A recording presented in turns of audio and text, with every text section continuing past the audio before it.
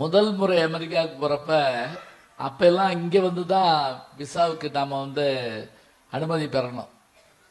அதில் ஏறத்தாழ ஒரு 63 பேர் வந்தாங்க.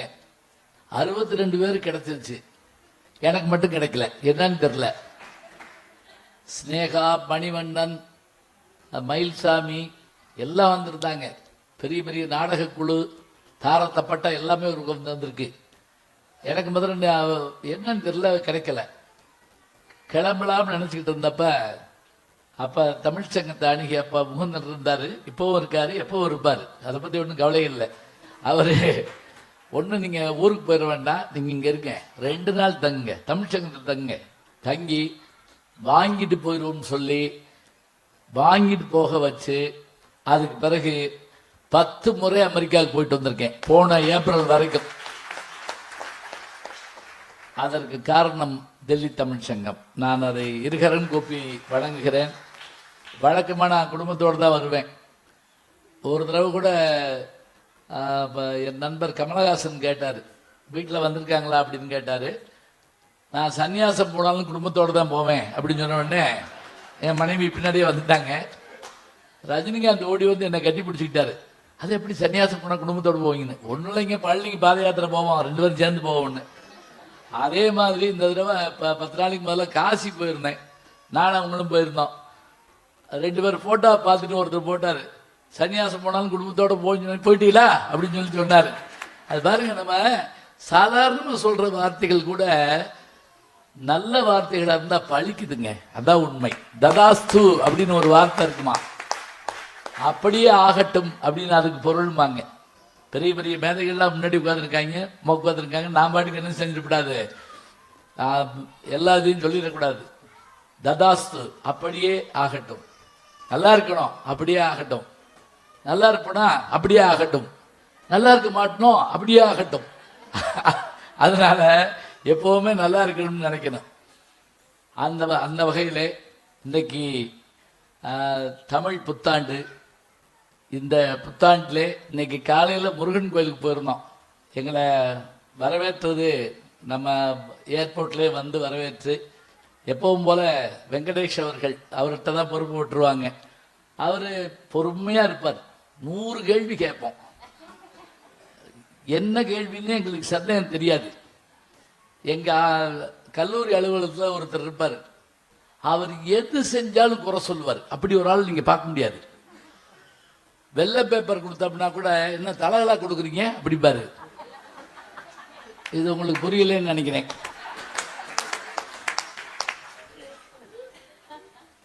அதே மாதிரி ஒரு தடவை A4 சீட்டு அப்படி தமிழில் சொல்லணும். Right, right. அதே மாதிரி ஒரு தடவை போய் வெள்ளை பேப்பர் வாங்குறதுக்காக போகிறப்ப பேப்பர் இருக்கான்னு கேட்டோடனே, இல்லை இல்லை வேணா, நான் ஒரு வெள்ளை பேப்பர் தர்றேன், ஜெராக்ஸ் எடுத்துட்டு கொடுத்துருங்க அப்படின்னாரு. இப்படிலாம் யோசிச்சிருக்கீங்களா ஜென்மத்துக்கும்? கேட்டதே இல்லை, ஞாபகம் வச்சுக்கோங்க. அதெல்லாம் உண்டு. வெங்கடேஷன் நாங்கள் என்ன கேள்வி கேட்டாலும் சரி, எல்லாத்துக்கும் எந்நேரம் கேட்டாலும் சரி, பெரும்பாலும் பட்டிமன்றம் முடிஞ்சு, தமிழ்நாட்டில் பெரும்பாலும் பட்டிமன்றம் 2:30 மணி 1 மணிக்கு தான் முடியும். அவன் நேரம் கூப்பிடுவேன், அப்பவும் பேசுவார். அதுபோல் எங்களை அன்போடு வரவேற்ற திருமிகு சுந்தரேசன் அவர்கள், எங்கள் ஊரை சேர்ந்த திருமதி உஷா அவர்கள், அவங்களுக்கு உள்பட எல்லாத்தையும் பாராட்டி. ஏன்னா நாளைக்கு எங்களை வழி அனுப்ப முடியாது, அது முக்கியமான ஒன்று. அது ரொம்ப பாராட்டுக்குரிய விஷயம். வந்திருக்கக்கூடிய பெருமக்களை எல்லாம் மீண்டும் மீண்டும் வாழ்த்தி வணங்கி, இங்கே வழக்கமாக ஒரு பட்டிமன்ற டீமே இருப்பாங்க, எனக்கு தெரியும்.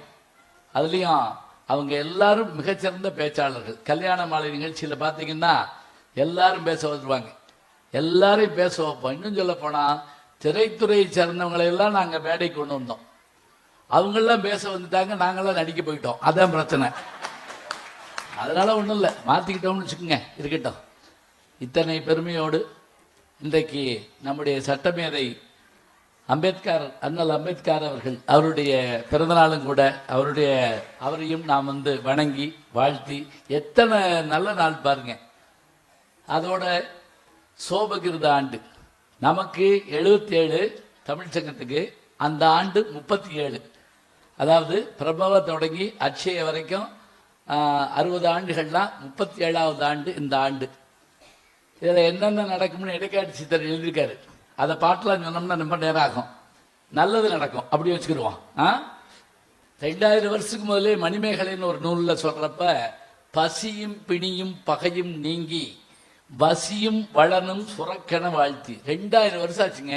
இதில் இப்போ வார்த்தை புரியுது பாருங்களேன். பசி புரியுது. இப்போ ஷேக்ஸ்பியர் எழுந்து 16ஆம் நூற்றாண்டுனா 20ஆம் நூற்றாண்டுல அந்த ஆங்கிலம் புரியாது. ஆனால் நமக்கு அப்படி இல்லை. பசி பிணின்னு ஒன்று வச்சான்.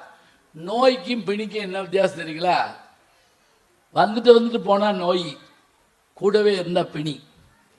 கிரானிக் டிசீஸ் நம்ம சொல்கிறோம் இல்லையா, அதுக்கு பேர் பிணி. நம்மால் ரொம்ப வரமாக வச்சாங்க. பசிக்கு பேர் பிணின்னு வச்சான். ஏன்னா காலையில் சாப்பிட்டு மத்தியானம் போய் காலையில் தான் சாப்பிட்டா அப்படின்னு கேட்கக்கூடாது. மத்தியானம் பசிக்கும், நைட்டு பசிக்கும். சில பேருக்கு நைட் 2 மணிக்கு பசிக்கும். பார்த்துருக்கீங்களா? டக்குன்னு போய் ஒரு ஆம்லேட் வாங்கி சாப்பிட்டு வந்து படுத்துருவாங்க டக்குன்னு. அது எப்படி சொல்லுவாங்கன்னு கண்டுபிடிக்க முடியாது. பசிப்பிணி மருத்துவன் இல்லம் அனித்தோ சேய்த்தோம்மா. புறநானூற்றில் ஒரு மன்னன் பேசுகிறாங்க. பசிப்பிணியை போக்கக்கூடிய மருத்துவன் யாருன்னு கேட்டால், இங்கே இருக்கக்கூடிய ஒரு வள்ளல் இருக்கான், அவனை நான் பாராட்டுகிறேங்கிறான். இங்கே எல்லாருக்கும் மேடையில் விருதுகள் கொடுத்து பாராட்டாங்க. அதில் விருது பெற்ற அந்த குழந்தைகளை பார்த்த உடனே மகிழ்ச்சியாக இருந்தது. அதே போல் டாக்டர் அவர்கள், அவங்க பாருங்க, கருவில் இருக்கக்கூடிய குழந்தைக்கு இதய ஆப்ரேஷன் சொன்னால் 2 இதயத்தை தொட்டிருக்கீங்க. ரொம்ப பெரிய பெரிய மகிழ்ச்சிங்க. அடையாப்பா, கேள்விப்பட முடியுதா? இதயத்தில் நீ அப்படின்னு ஒரு படம் வந்தது. இதயத்தில் நீங்க தான் சார், வேற யார் இருக்கா?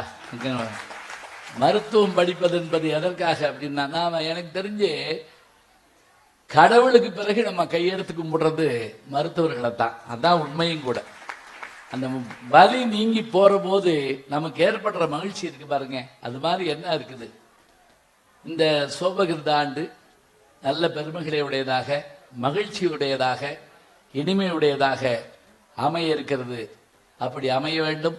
அதற்காக இறைவனை நாம் வாழ்த்தி வணங்கி, இதற்கான தெய்வத்தை சொல்றப்ப ஒவ்வொரு வருடமும் ஒவ்வொரு தேவதைகளை சொல்லுவாங்க. இந்த தேவதை செந்நிற ஆடை அணிந்து கைகளிலே அந்த கவரி ஏந்தி பள்ளக்கில் வருமா அந்த தேவதை. அந்த தேவதையும் வணங்கி நல்ல நாளில் தமிழ் சங்கத்தில், டெல்லி தமிழ் சங்கத்தில், இன்னைக்கு காலையிலேருந்து நான் விமானத்தில் காரில் வர்றப்ப யார் என்கிட்ட ஃபோனில் பேசினாலும் சரி, அம்மா டெல்லியில் தான் இருக்கேன் அப்படின்னு சொல்லிக்கிட்டே இருப்பேன்.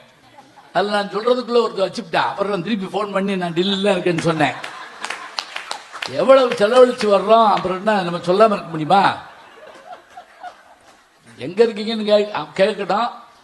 நான் டெல்லியில் இருக்கேங்கிறேன். சரின்னாரு ஒருத்தர். என்ன சரிங்கிறீங்க? டெல்லியில இருக்கீங்க அப்படின்னு. ஏன்னா சில பேருக்கு கொஞ்சம் புரிய வைக்க முடியாது. ஜோக் சொன்னோம்னா கூட அப்புறம் அப்படின்னு கேட்பாங்க. அப்புறம்னா நான் என்ன அளவு 40 கதையாக சொல்கிறேன், இது ஜோக்கியான்னு. அப்படியா? முதலே சொல்ல வேண்டியதான் தம்பி. அது ஆச்சரியமாக இருக்கும். இதெல்லாம் பெருமைங்க. அது சொல்லுவோம்ல, தில்லிக்கு ராஜா ஆனாலும் பள்ளிக்கு பிள்ளைன்னு சொன்னால், அந்த தில்லிக்கு ராஜாங்கிறது எவ்வளோ பெரிய பதவி பாருங்க, யோசிச்சு பாருங்க. அத்தனை பெருமை மிகுந்த இந்த நாள், இந்த நல்ல நாளில் இன்னைக்கான பட்டிமன்ற தலைப்பு என்ன அப்படின்னா, இன்னைக்கு காலையில் கூட ஒரு பட்டிமன்றம் வந்துச்சு, விஜய் டிவியில் பார்த்துருப்பீங்கன்னு நினைக்கிறேன். இன்னைக்கு முருகன் கோயிலுக்கு போயிருந்தப்போ ஒருத்தர் பார்த்துட்டு கூட சொன்னார், அவர் மாதிரியே இருக்காருன்னு என்ன சொன்னார். அப்புறம் நான் தான் சொன்னேன், சரி அதான் கேட்டேன். அவர் ஒன்றும் இல்லை. இந்த ஜெயா டிவியில் ரொம்ப நாள் தொடர்ந்து பேசிக்கிட்டே இருப்பேன். ஒரு 18 வருஷம் பேசினேன் அதில். அப்போ பார்த்தீங்கன்னா அந்த காலையில் 8 to 8:20 வருவேன் நான்.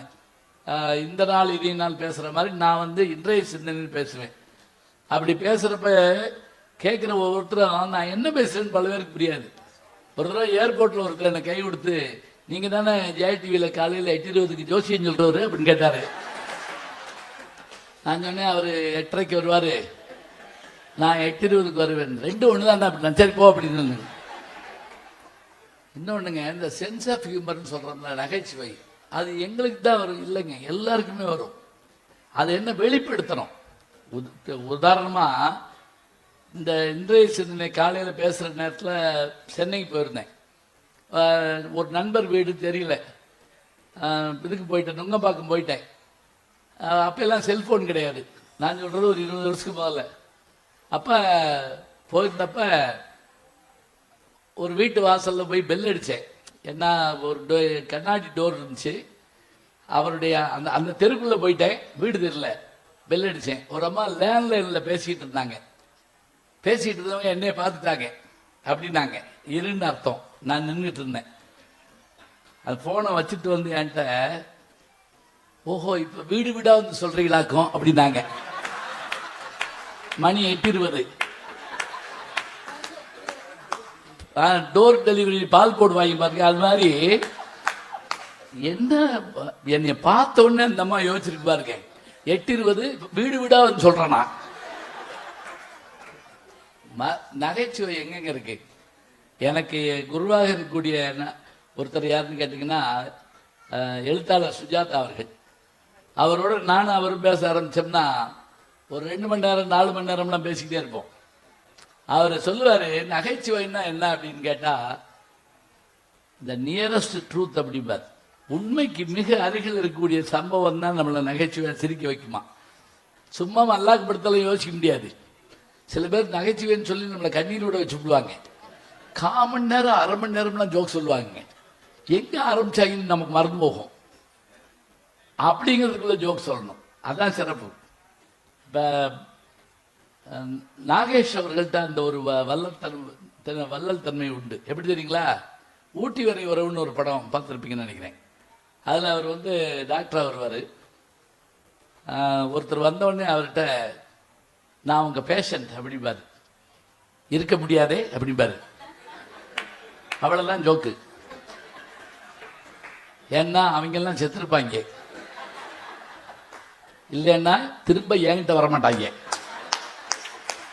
அந்த இருக்க முடியாதுல என்ன கான்ஃபிடென்ட்ங்க, போற போக்கில் அடிச்சுட்டு போகணும். அவங்க சொன்னாங்க பாருங்க, நல்ல நகைச்சுவை. இங்க தமிழ்நாட்டில் மட்டுமில்லை, இந்தியாவில் மட்டும் இல்லைங்க, அமெரிக்காவிலேயும் நகைச்சுவை மன்றத்தை நான் தொடங்கியிருக்கேன்.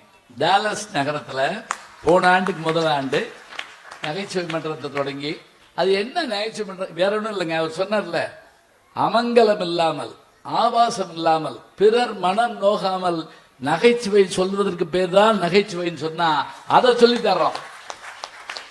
சில பேர் கல்யாண வீட்டில் போய் எனத்தையாவது பேசி விட்டுருவாங்க. பார்த்துருக்கீங்களா? நான் ஒரு இதில் பார்க்குறேன். அவர் வாழ்த்து பேசுறார். மணமக்களுக்கு ஒன்று எச்சரிக்கிறேன். வார்த்தை, இல்லறம் என்பது பெரிய காடு, அங்கு சிங்கம் உண்டு, ஓனாய் உண்டு, கரடி உண்டு. வண்டலூர் ஜூ முழுக்க சொல்றாரு. அவன் மாப்பிள்ளை நடுங்கிறான், இதெல்லாம் சொல்லாமல்டா கல்யாணத்துக்கு ஏற்பாடு பண்ணிட்டாங்க அப்படின்னு. எப்படியா பேசுவாங்க? எவ்வளவு வாழ்த்து சொல்லலாம். மங்களம் என்ப மனைமாட்சி, மற்றதன் நன்கலம் நன்மக்கட் பேர். அதுதான் அதனுடைய சிறை.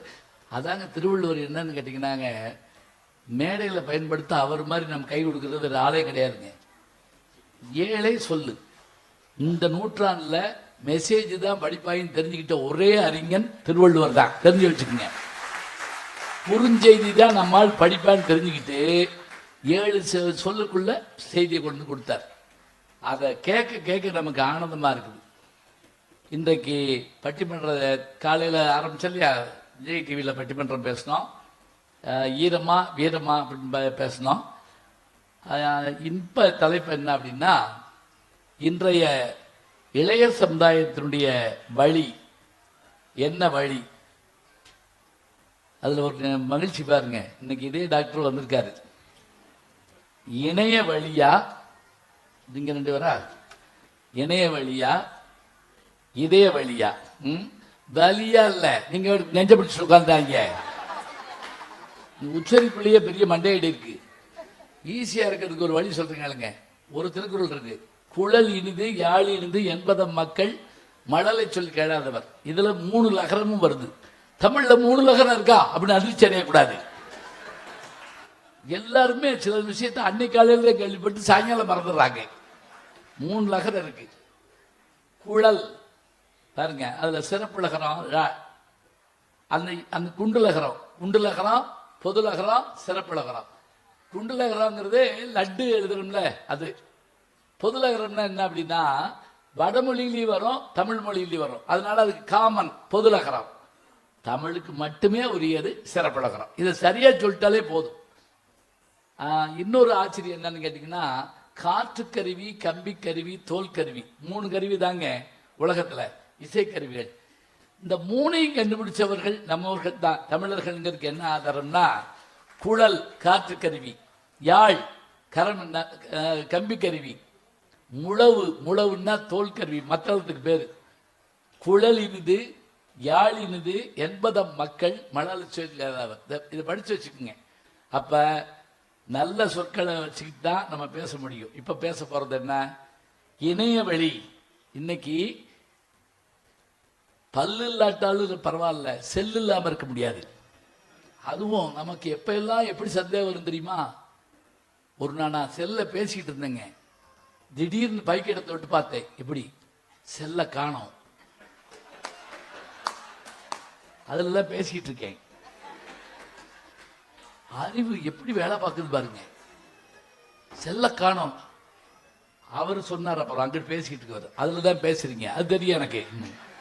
இன்னொரு செல்ல காணோம் அப்படின்ட்டேன், வேற வழி என்ன இருக்குது? ஆமா, வேற சமாளிக்கணும் இல்லையா, அதுக்காக.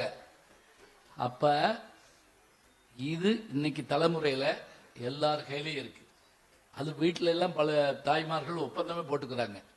இங்க நீ செல்லுல கேம்ஸ் விளையாடு, நான் டிவியில் சீரியல் பார்க்குறேன், நீ என்னைய ஒன்றும் டிஸ்டர்ப் பண்ணக்கூடாது, நான் உன்னே பண்ண மாட்டேன்.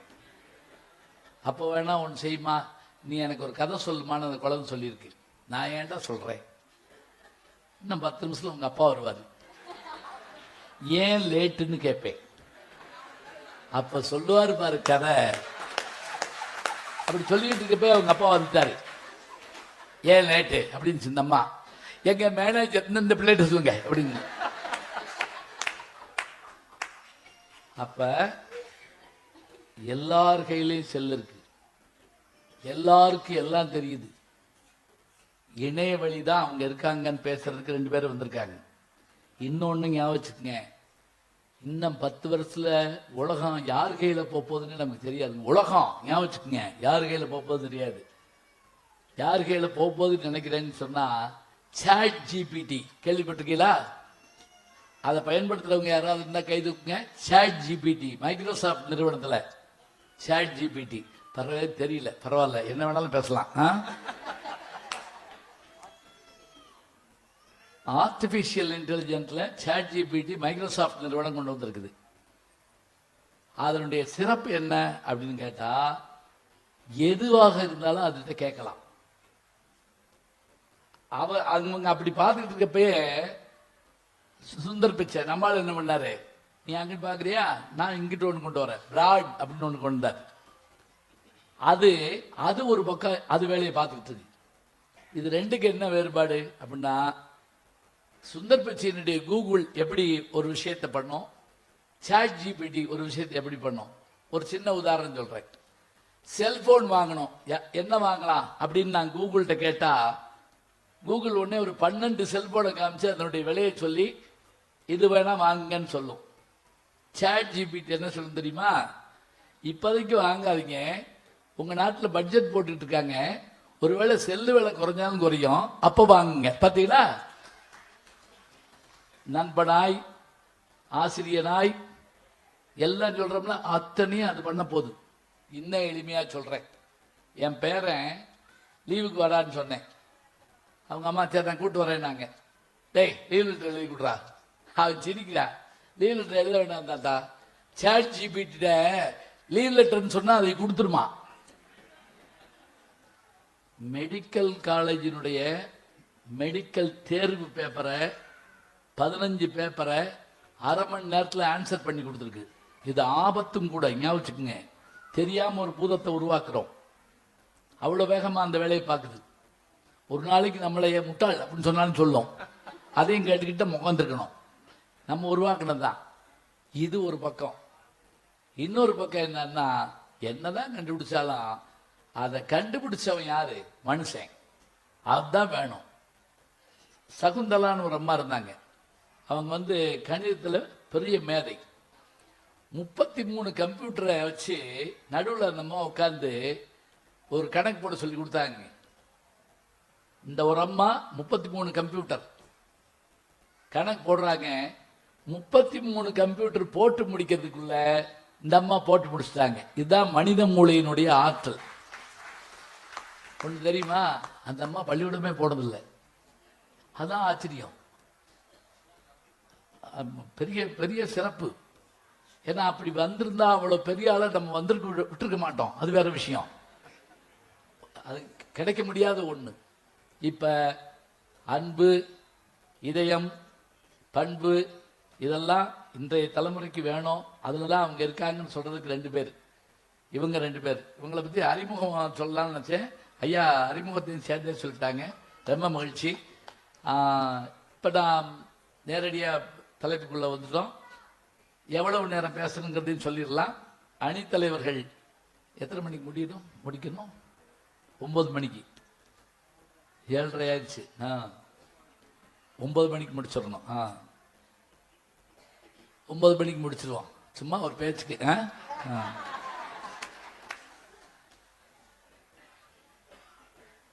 அணித்தலைவர்கள் 10லிருந்து 12 நிமிஷம் பேசுவாங்க. தொடர்ந்து வர்றவங்க அதே நேரம் பேசுவாங்க. பேச வேண்டியது அவர்கள் கடமை. நேரத்தை பார்த்து மணி அடிக்க வேண்டியது என்னுடைய கடமை. உங்க கடமை என்ன? அருமை அருமை அருமை. கைதாட்டலாம், சிரிப்பு வந்தா சிரிக்கலாம். வீட்டுக்கு போகணும்னு நினைச்சாலும் தப்பு இல்லை.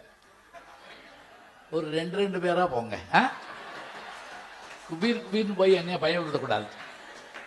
சில பேர் போற போக்குல சில பேர் நேர்ந்து விட்டு போவாங்க. அப்ப நீங்க இருந்து கேட்டுவாங்க. நல்லா அருமையா கேட்கலாங்க. இங்க சாப்பிட்ட உணவு இங்க போனா 3 மணி நேரம். நான் இங்க கேட்கிற செய்தி இங்கேயோ போனா வாழ்நாளெல்லாம் மறக்கப்படாதுங்க. செல்வத்துள் செல்வம் செவிச்செல்வம், அச்செல்வம் செல்வத்துள் எல்லாம் தலை. என்ன அழகான விஷயம். அதே மாதிரி செல்வம்னா நம்ம பெருசா நினைக்கிறோம். குமரகுருபர் சொல்றாரு, செல்வம் என்பது சிந்தையின் நிறைவுங்கிறார். செல்வம்னா என்ன? நீ சேர்க்கறது இல்லப்பா, சாப்பாடு போதுங்கிறத வயிறு சொல்லாதான், மூளை சொல்லணுமா. அது மாதிரி செல்வம் போதுங்கிற விஷயத்தையும் நம்முடைய அறிவு தான் சொல்லணுமா. அதனால நீங்க இருந்து பேசலாம், கேட்கலாம். இந்த நூற்றாண்டுல ஒரு வசதி என்னன்னு கேட்டீங்கன்னா, எந்திரிச்சு போறப்ப யாரை பத்தியும் கவலைப்பட வேண்டாம். வெறும் போன காதில் வச்சு அப்படியா அப்படின்னு கிளம்பலாம். அதுல பக்கத்துல இன்னும் 2 பேர் என்னையுமானே அப்படின்னு கேட்பாங்க. ஆமா போவோம், சேர்ந்து போவோம். இருக்கட்டும், கேட்கலாங்க. இன்னொன்னு, வேற எந்த மொழியிலும் இல்லாத ஒரு சிறப்பு நம் மொழியில் இருக்கு. எப்படி அப்படின்னா, இந்த பட்டிமன்றம்ங்கிற ஒன்று யோசிச்சு பாருங்க. தமிழ் தவிர மலையாளத்தில் இருக்கா, தெலுங்குல இருக்கா, ஹிந்தியில் இருக்கா, கன்னடம் இல்லைங்க. என்ன காரணம்னா 2000 ஆண்டு பழைய வடிவம். இந்த வடிவம் இருந்திருந்தா நேரம் தெலுங்கு பட்டிமன்றம், கன்னட பட்டிமன்றம் பார்த்துருப்போம்ல. பிக் பாஸ் மாத்திரம் எல்லாத்துலயும் வந்துச்சு, வந்திருக்கணும்ல, வரல. 2000 வருஷத்துக்கு முதல்ல நம்ம அதுல பட்டிமன்றம் இருந்தது. எப்படி பட்டிமன்றம்? ஒன்றும் இல்லை, அவரவர்கள் சமய கருத்துக்களை சொல்றப்ப மணல் பரப்பி நாவல் மரத்தினுடைய கிளையை ஊன்றி ஒட்டிய சமயத்து உருபொருள்வாதிகள் பட்டிமண்டபத்து பாங்கறிந்தி ஏறுமின். இது மணிமேகலையில் வருது. ஒட்டிய சமயத்து உருபொருள்வாதிகள் பட்டிமண்டபத்து அந்த சொல் இன்னைக்கு இருக்குது. மதுரை என்ன சிறப்பு? கண்ணகி வழக்குரைத்தது மட்டும் இல்லைங்க, நக்கீரன் சிவபெருமானோட வாதாடின இடம். அப்பவே லாயர்ஸ்ல இருந்திருக்காங்க. கடவுளா இருந்தாலும் சரி, வா பேசி பார்ப்போம் அப்படிங்கிற ஒரு எண்ணம் இருக்கணும். அதுதான் இந்த வடிவத்தோட சரி. என்ன கஷ்டம் தெரியுங்களா, இதுல கொஞ்சம் கொஞ்சமா மாறிக்கிட்டே வருது. பயமா இருக்குட்டாக்கா. இதுல நடுவில் பாடலாம் பாடுவீங்களா? ஆமா, படிப்பத்தில் பாடலாம் செய்வாங்க. பாடலாம், தப்பு இல்லை. இது வேற வேற வடிவத்துக்கு வந்துருமோன்னு எனக்கு பயமா இருக்கு. அணித்தலைவர்கள் அக்கன் செட்டி எடுத்து ஆடுவார்கள், நடுவர் வேல் குத்தி தீர்ப்பு சொல்வார். அப்படின்னு ஏதாவது சொல்லிட்டா என்ன பண்றது? ஏன்னா ஆடல் பாடல் பட்டிமன்றம்லாம் வந்துருச்சு, பயமா இருக்குது. நான் உங்களுக்கு கேரண்டி கொடுக்குறேன், எனக்கு பாட தெரியாது. அது ரொம்ப இதுவே உங்களுக்கு ஒரு சந்தோஷத்தை கொடுக்கலாம். பேரு தான் ஞானசம்பந்தன், பாட்டு ஒன்றும் தெரியாது, பரவாயில்ல, கேட்டுக்கலாம். கேட்டு என்ன செய்திங்கிறத சொல்ல முடியும். நல்ல ரசிகர்கள் கிடைச்சிருக்காங்க. இப்போ உங்கள் 4 பேருக்கு ஒன்று சொல்கிறேன், சபை நிறைய இருக்காங்க. இந்த சபையை உங்கள் கையில் கொடுக்குறேன், திருப்பி அப்படியே கொடுக்கணும். திருப்பி நம்ம 5 பேர் பக்கத்தில் உட்காந்துருக்க கூடாது. அதெல்லாம் நல்லா கேட்கலாங்க. நம்ம இதை காட்டில் என்னங்க நம்ம சம்பாதிக்க போறோம் சொல்லுங்க பார்ப்போம். சொர்க்க நரகம் யாராவது பார்த்துருக்கமா? இல்லை போயிட்டு வந்து எவனாவது பேட்டி கொடுத்துருக்கானா? இல்லை. நாலடியார்னு ஒரு நூல் இருக்கு. சமணர்கள் நமக்கு கொடுத்த கொடையில அந்த நாலடியார் ஒன்று. அதில் ஒரு பாட்டு வருதுங்க. ஒத்த சிந்தனையாளர்கள் ஒன்றாக அமர்ந்து தங்களுக்குள் இனிய மொழியை பேசிக்கொள்வார்களேயானால் அதை காட்டிலும் சொர்க்கம் என்று ஒன்றிருந்தால் அது எனக்கு தேவையில்லை. அதுதாங்க சொர்க்கம். ஒத்த சிந்தனையாளர்கள் முக்கியம். ஒத்த சிந்தனையாளர்கள் எது சொன்னாலும் மறுப்பாங்க. அவனோட பேச முடியாது. ஒரு தடவை நான் மெட்ராஸ்லேருந்து இப்போ நாகப்பட்டினம் போகிறப்ப பக்கத்தில் உட்காந்த பஸ்ஸில் எங்களோட உட்காந்துட்டு கேட்டேன், என்ன வெயில் இப்படி அடிக்குதுன்னு. அப்புறம் எப்படி அடிக்கும் அப்படின்னா, ஐயோ இவனோட எப்படிடா நாகப்பட்டினம் வரைக்கும் போகிறோம்னு நினச்சேன் நான். எது சொன்னாலும் மறுத்தா பேச முடியுமா? இல்லை. ஒன்று சொன்னால் இன்னொன்று சொல்லணும், இன்னொன்று சொன்னால் இன்னொன்று சொல்லணும். அப்படியே அழகழகாக அந்த செய்தியை கொடுத்துக்கிட்டே இருக்கணும். சத் சங்கம்னு சொல்லுவாங்க வடமொழியில். அதெல்லாம் இப்போ எங்கேயும் காணும்னு கவலையாக இருக்குது. நல்ல நல்ல விஷயங்களை பேசுவதற்கு கேட்பதற்கு வந்திருக்கிறார்கள். இதோ தொடங்குகிறது இன்றைய இளைய சமுதாயத்தின் வழி. இதில் ஆண் பெண் அதெல்லாம் கிடையாது.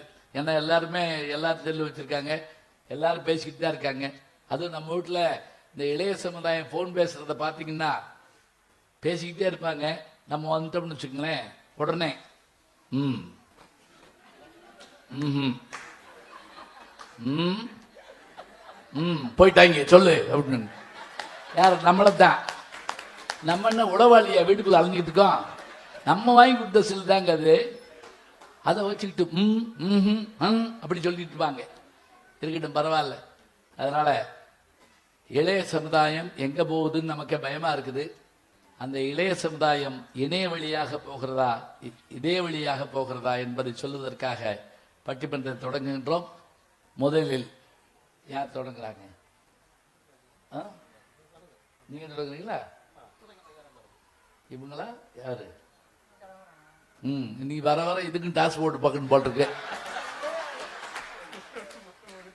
ஆமா, இது உங்களுக்கு ஒரு போட்டி வச்சு கூட வைக்கலாம் போட்டிருக்கேன். ஆமா, இப்ப சில சமயத்தில் நீங்க தொடங்குங்க, நீங்க தொடங்க. நான் சொல்லுவேன், நான் தொடங்கிடுறேன் முதல்ல, அப்புறமேல் நீங்க தொடங்குங்க. இதயமே அழகா இருக்கா? சரி, அப்ப நீங்க தொடங்குங்க. பாவம், ஒரு ஆம்பளை சிக்கிருக்காரு, வேற என்ன செய்யறது? பாருங்க, வர வர 31%, 50%, இப்ப 75%. இவர் தான் இப்ப பாத்தீங்கன்னா மைனாரிட்டி செலகன்னு. வாங்க. ஆமா, புது பேரா இருக்கு, என்ன பண்றது? அப்புறம் வாங்க. அவர் அவர் நல்லா அறிமுகப்படுத்தினார். தான் சம்பாதிக்கக்கூடிய பணத்தை ஒரு பகுதியங்க இப்பவும் நான் பார்த்துருக்கேன். முதியோர் இல்லங்கள், அனாதை விடுதிகள், படிக்க முடியாதவர்கள் என்று வாரி வளையம் கொண்டிருக்கக்கூடிய பெரிய சம்பாத்தியம்லாம் ஒன்றும் கிடையாது. ஆனால் உதவி செய்யறதுக்காக இப்போவும் அழைஞ்சிட்டே இருப்பார். நல்ல மனிதர். ஐயா, ஆரம்பிங்க. இந்த இளைய சமுதாயத்தினுடைய வழி இதய வழியே என்று பேசுவதற்காக செல்லக்கண்ணன் வருகிறார். வாங்க.